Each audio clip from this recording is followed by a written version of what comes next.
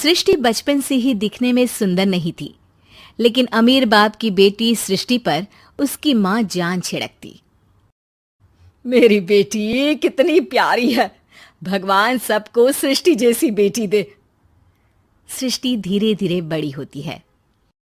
एक दिन सृष्टि की सहेली कहती है, तू दिखने में कितनी अजीब सी है, लेकिन मैं जानती हूँ हम सब में सबसे अच्छी शादी तो तेरी ही होगी। तेरे पापा अमीर जो हैं। और बता नहीं सकते यार, दहेज तो हर कोई देता है, ये क्या ज्यादा ले जाएगी अपने पति के लिए? अरे बड़े शहर में कोठी है इसके पापा की। अरे पापा की है ना, कौन सी इसकी है? इसकी होती तब तो कोई भी लड़का इससे शादी कर लेता। अरे पापा की मतलब पापा की है तो मेरी ही है ना? किसने कहा? अब तेरी तो तब होगी ना जब तेरा भाई ना हो। वैसे भी शादी के बाद सारी प्रॉपर्टी भाई के नाम होती है। सृष्टि समझ जाती है कि उसे किसी भी हालत में माँ बाप की सारी प्रॉपर्टी को अपने नाम करना है, लेकिन कैसे?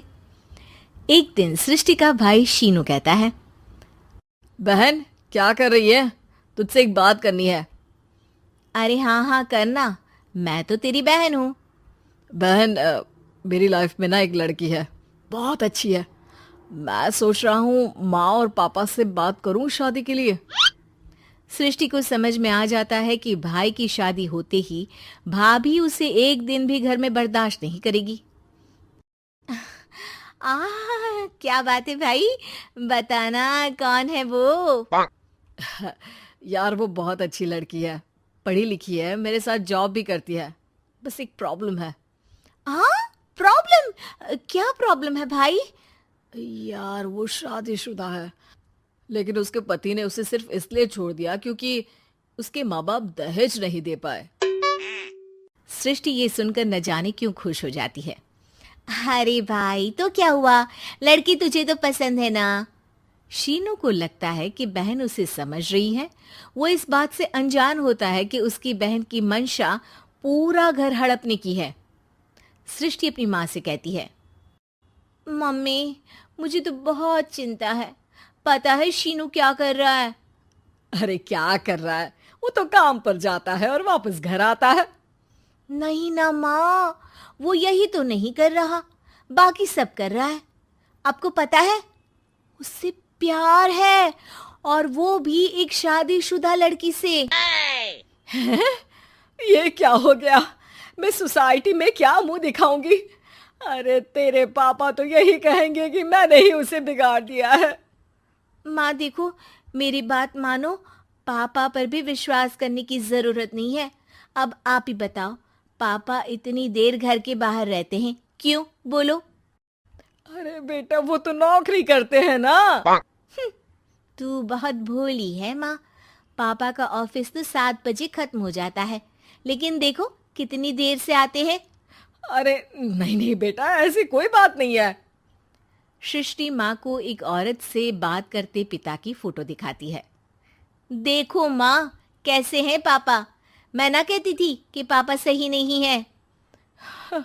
मैं तेरे पापा से बात करूंगी, दे फोटो मुझे। ओ माँ, वो तो डिलीट हो गई। लेकिन चल, तूने तो देख लिया ना।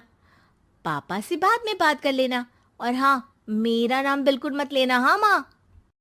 अब क्या था, सृष्टि के माँ और पिता के बीच झगड़ा होना शुरू हो जाता है। सृष्टि के मन में क्या चल रहा था कोई नहीं जानता था। एक दिन, माँ सृष्टि के लिए एक लड़का देखा है, वो लोग शाम को उसे देखने आने वाले हैं। और हाँ माँ, एक खुशखबरी, मैं और पापा मिलकर एक नया बिजनेस ट्राई कर रहे हैं। शाम को लड़का आता है, सांवले रंग का। सृष्टि को तो बिल्कुल भी पसंद नहीं आता। लड़की की माँ कहती है, लड़की का चेहरा तो कोई खास नहीं, लेकिन अगर मेरे बेटे को आप लोग सेटल कर दें तो मैं उसकी शादी आपकी बेटी से करवा दूं। सृष्टि को लड़का बिल्कुल पसंद नहीं था। उसे भाई पर गुस्सा आ जाता है। लड़के वालों के जाने के बाद कहती है, माँ देखा शीनू मेरे लिए कैसा लड़का लेकर आया, न दिखाने लायक न सुनने लायक, सेटल भी नहीं, वो भी हम करे। अरे माँ, मैं जानती हूँ ये मेरी शादी किसी भी घर में क्यों करवाना चाहता है। अरे कैसी बात कर रही है बहन, तूने तो देखा ना, लड़के को मैंने ही मना कर दिया तुझसे शादी के लिए। जिसने लड़का बताया था उसने उसकी बहुत तारीफ की थी। बात आई गई हो जाती है, लेकिन सृष्टि का मन शांत नहीं होता। क्या करूँ, कुछ समझ में नहीं आ रहा। मेरी शादी हो गई तो ये लोग पूरी प्रॉपर्टी शीनू के नाम कर देंगे, मेरे हाथ तो कुछ लगेगा ही नहीं। तभी सृष्टि को आइडिया आता है। वो किसी वकील को फोन करती है। जी देखिए, अगर आपके मम्मी पापा का तलाक हो जाता है तो आपके पिता की आधी प्रॉपर्टी आपकी माँ के नाम हो जाएगी, फिर उसे वो किसी को भी दे सकती है। सृष्टि अब माँ को बेटे के खिलाफ भरती है। माँ, शीनू पर नजर रखा करो, वो जिस लड़की के प्यार में है ना वो शादीशुदा है। यहाँ आएगी, सारा पैसा रुपया जमीन जायदाद सब हड़प लेगी। पापा का भी हाल तुमसे छुपा नहीं है। ऐसा ना हो कि मैं और आप एक दिन सड़क पर भीख मांगे। हे भगवान, मैं तो जीते जी मर जाऊंगी अगर ऐसा हो गया तो। ऐसा हो गया नहीं माँ, ऐसा ही होगा। अभी समय है, आगे का सोच लो। मैं तो कहती हूँ पापा से आधी प्रॉपर्टी लेकर अलग हो जाओ। पापा की आधी प्रॉपर्टी भी हम लोगों को अगर मिल जाती है ना तो अगले 7 जन्म सफल समझो। बेचारी माँ बेटी के कहने पर पति से तलाक लेकर अलग हो जाती है। सृष्टि अब पैसों से गाड़ी और अपने दूसरे महंगे शौक पूरे करने लगी। उसके दोस्त भी उसके पैसे इस्तेमाल करते। सृष्टि, कल तुम कहाँ थी? मैं सारा दिन घर पर अकेली थी। तो मैं क्या करूं? मैंने ठेका तो नहीं लिया है ना तुम्हें संभालने का। माँ को सृष्टि से ये उम्मीद नहीं थी। वो बैठकर रोने लगती है। वहीं उसका पति यानी कि सृष्टि के पिता आ जाते हैं। मैं जानता था कि तुम्हारा यही हाल होगा, तो आपने मुझे रोका क्यों नहीं? मैं रोकता तो तुम रुकती क्या?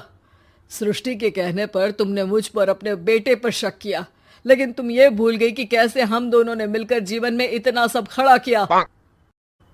माँ पति के गले लग जाती है। मुझे माफ कर दीजिए, मैंने आपकी कमाई का एक बड़ा हिस्सा गवा दिया।